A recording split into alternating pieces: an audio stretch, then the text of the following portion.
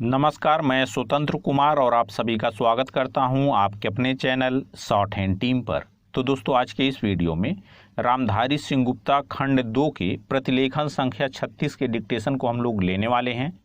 इसे हम दो अलग अलग स्पीड में लेंगे, पहली बार में 90 की स्पीड में, तो दूसरी और आखिरी बार में इसी डिक्टेशन को हम लोग 100 की स्पीड में लेने वाले हैं। लेकिन अगर आपको ये नहीं पता है कि इसे संकेत लिपि में किस प्रकार से लिखा जा सकता है, यानी इस प्रतिलेखन के प्रत्येक शब्द की आउटलाइन क्या होगी, तो आप हमारे शॉर्ट हैंड टीम ऐप को डाउनलोड कर सकते हैं। ऐप का लिंक इसी वीडियो के ठीक नीचे डिस्क्रिप्शन बॉक्स में आपको मिल जाएगा। ऐप को डाउनलोड करके इस प्रतिलेखन के प्रत्येक शब्द की आउटलाइन को आप जान सकते हैं। इसके अलावा बहुत सारे और भी कोर्सेज आपको ऐप पर मिल जाते हैं। तो 90 की स्पीड में आपका डिक्टेशन स्टार्ट होगा 5 सेकेंड के बाद। तब तक के लिए आप रेडी रहें।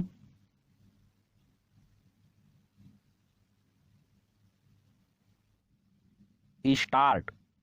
बहनों व भाइयों, ग्रामीण क्षेत्रों और ग्रामीणों, विशेषकर अनुसूचित जातियों, जनजातियों, कमजोर वर्गों और गरीबी की रेखा से नीचे रहने वाले लोगों का विकास एवं गरीबी उन्मूलन भारत की विकास योजनाओं का प्रमुख उद्देश्य रहा है।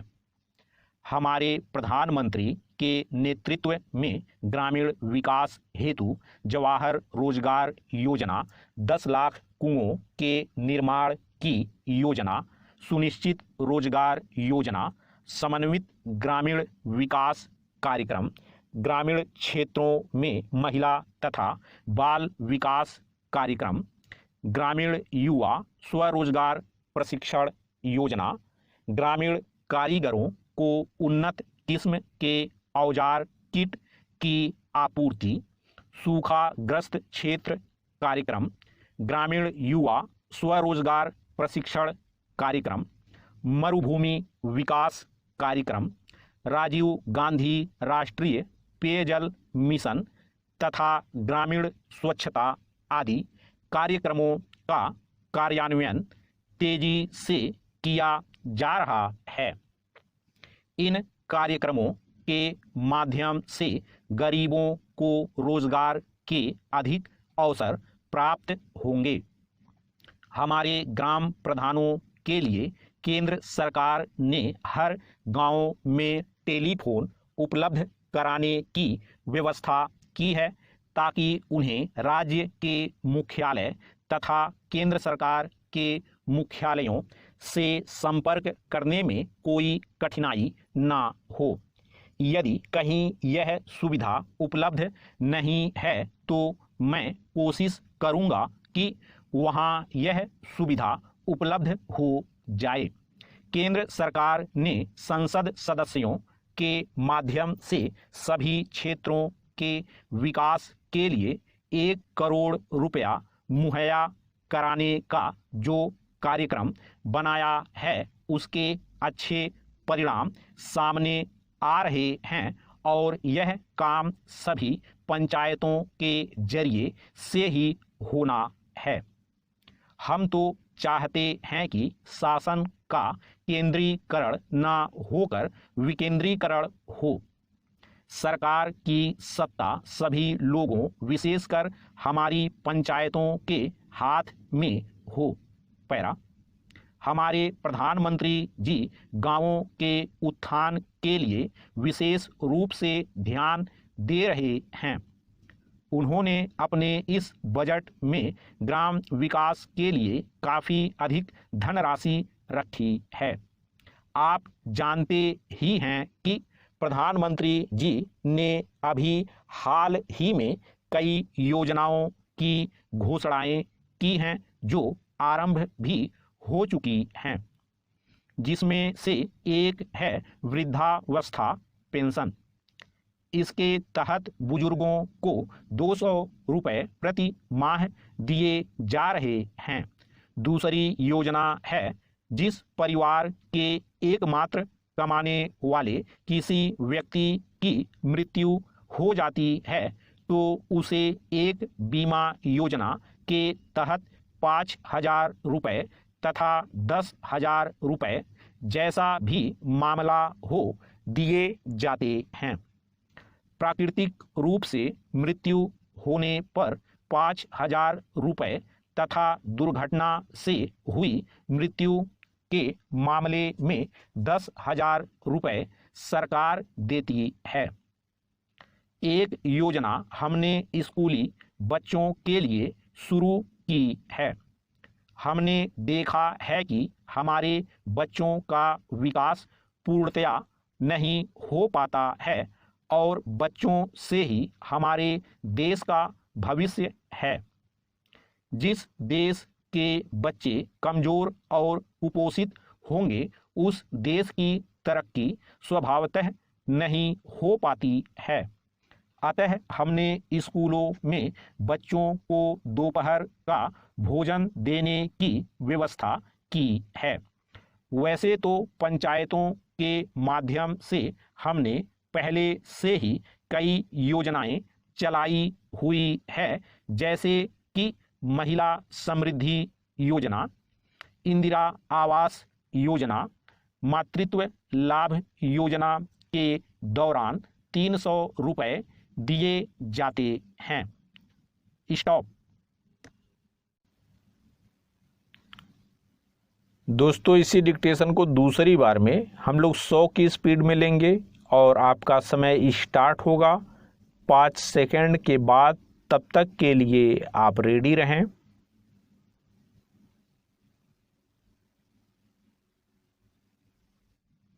स्टार्ट। बहनों व भाइयों, ग्रामीण क्षेत्रों और ग्रामीणों, विशेषकर अनुसूचित जातियों, जनजातियों, कमजोर वर्गों और गरीबी की रेखा से नीचे रहने वाले लोगों का विकास एवं गरीबी उन्मूलन भारत की विकास योजनाओं का प्रमुख उद्देश्य रहा है। हमारे प्रधानमंत्री के नेतृत्व में ग्रामीण विकास हेतु जवाहर रोजगार योजना, 10 लाख कुओं के निर्माण की योजना, सुनिश्चित रोजगार योजना, समन्वित ग्रामीण विकास कार्यक्रम, ग्रामीण क्षेत्रों में महिला तथा बाल विकास कार्यक्रम, ग्रामीण युवा स्वरोजगार प्रशिक्षण योजना, ग्रामीण कारीगरों को उन्नत किस्म के औजार किट की आपूर्ति, सूखाग्रस्त क्षेत्र कार्यक्रम, ग्रामीण युवा स्वरोजगार प्रशिक्षण कार्यक्रम, मरुभूमि विकास कार्यक्रम, राजीव गांधी राष्ट्रीय पेयजल मिशन तथा ग्रामीण स्वच्छता आदि कार्यक्रमों का कार्यान्वयन तेजी से किया जा रहा है। इन कार्यक्रमों के माध्यम से गरीबों को रोजगार के अधिक अवसर प्राप्त होंगे। हमारे ग्राम प्रधानों के लिए केंद्र सरकार ने हर गांव में टेलीफोन उपलब्ध कराने की व्यवस्था की है, ताकि उन्हें राज्य के मुख्यालय तथा केंद्र सरकार के मुख्यालयों से संपर्क करने में कोई कठिनाई ना हो। यदि कहीं यह सुविधा उपलब्ध नहीं है तो मैं कोशिश करूंगा कि वहां यह सुविधा उपलब्ध हो जाए। केंद्र सरकार ने संसद सदस्यों के माध्यम से सभी क्षेत्रों के विकास के लिए 1 करोड़ रुपया मुहैया कराने का जो कार्यक्रम बनाया है, उसके अच्छे परिणाम सामने आ रहे हैं और यह काम सभी पंचायतों के जरिए से ही होना है। हम तो चाहते हैं कि शासन का केंद्रीकरण न होकर विकेंद्रीकरण हो। सरकार की सत्ता सभी लोगों, विशेषकर हमारी पंचायतों के हाथ में हो। पैरा। हमारे प्रधानमंत्री जी गांवों के उत्थान के लिए विशेष रूप से ध्यान दे रहे हैं। उन्होंने अपने इस बजट में ग्राम विकास के लिए काफ़ी अधिक धनराशि रखी है। आप जानते ही हैं कि प्रधानमंत्री जी ने अभी हाल ही में कई योजनाओं की घोषणाएं की हैं जो आरंभ भी हो चुकी हैं, जिसमें से एक है वृद्धावस्था पेंशन। इसके तहत बुजुर्गों को 200 रुपये प्रति माह दिए जा रहे हैं। दूसरी योजना है, जिस परिवार के एकमात्र कमाने वाले किसी व्यक्ति की मृत्यु हो जाती है तो उसे एक बीमा योजना के तहत 5,000 रुपये तथा 10,000 रुपये जैसा भी मामला हो दिए जाते हैं। प्राकृतिक रूप से मृत्यु होने पर 5,000 रुपये तथा दुर्घटना से हुई मृत्यु के मामले में 10,000 रुपये सरकार देती है। एक योजना हमने स्कूली बच्चों के लिए शुरू की है। हमने देखा है कि हमारे बच्चों का विकास पूर्णतया नहीं हो पाता है और बच्चों से ही हमारे देश का भविष्य है। जिस देश के बच्चे कमजोर और कुपोषित होंगे उस देश की तरक्की स्वभावतः नहीं हो पाती है। अतः हमने स्कूलों में बच्चों को दोपहर का भोजन देने की व्यवस्था की है। वैसे तो पंचायतों के माध्यम से हमने पहले से ही कई योजनाएं चलाई हुई है, जैसे कि महिला समृद्धि योजना, इंदिरा आवास योजना, मातृत्व लाभ योजना के दौरान 300 रुपये दिए जाते हैं। स्टॉप।